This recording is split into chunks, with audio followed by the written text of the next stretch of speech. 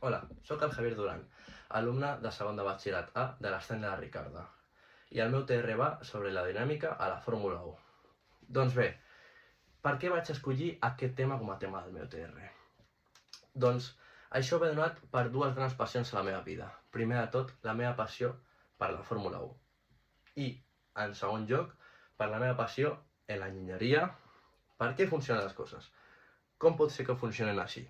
Aplicat a la Fórmula 1, per què els Fórmula 1 són els cotxes més ràpids a les corbes o a les rectes? O per què tenen rècord en la majoria dels circuits? Doncs bé, la resposta la vaig trobar a l'aerodinàmica. Vaig aprofundir en aquest tema i vaig trobar que els Fórmula 1 dels anys 90 tenen una gran diferència amb els Fórmula 1 de l'actualitat. I doncs vaig voler fer una comparació entre un aleró dels anys 90 i un actual.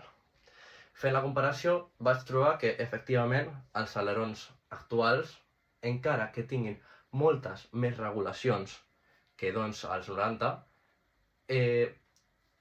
poden, gràcies a un gran treball dels enginyers, treballant en la geometria dels flaps actuals, arribar a guanyar aquesta enginyeria més simple, però menys regulada, dels alerons dels anys 90.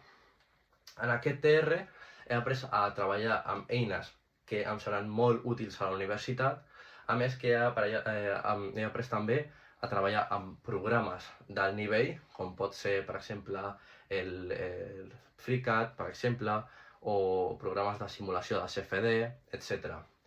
Doncs aquest TR m'ha aportat molts coneixements, a més que he après més sobre un tema que m'agrada molt. Desitjo que us hagi agradat la meva presentació i moltes gràcies.